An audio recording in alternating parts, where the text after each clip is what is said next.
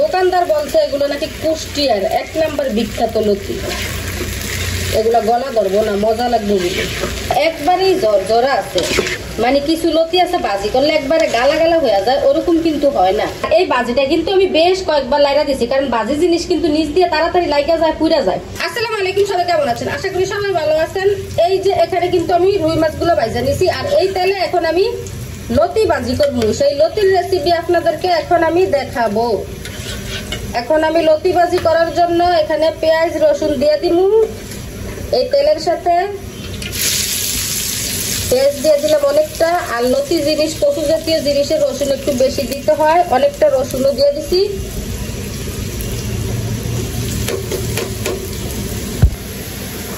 এই লতি চলতে পাক্কা আমার 2 ঘন্টা সময় লাগছে। এই লতি চলতে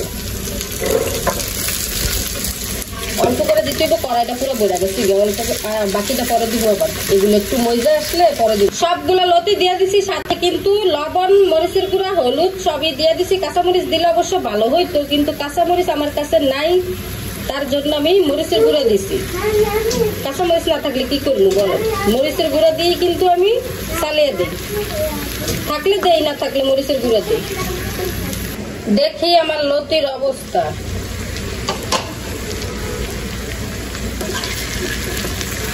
এক হাতে মোবাইল ধরে এক হাতে লাগতে গেলে পরে দৌড় মারে। এই লতিগুলা কিন্তু গালা গালা হইব না, এগুলা মনে হইতেছে যে জর্জরা থাকবো। আর জর্জরা লতি বাজি কিন্তু খুবই মজা লাগে। দোকানদার বলছে এগুলো নাকি কুষ্টিয়ার 1 নাম্বার বিখ্যাত লতি। এগুলা গলা ধরবো না, মজা লাগবে বলে দেখি রান্না করে খাইয়া দেখি।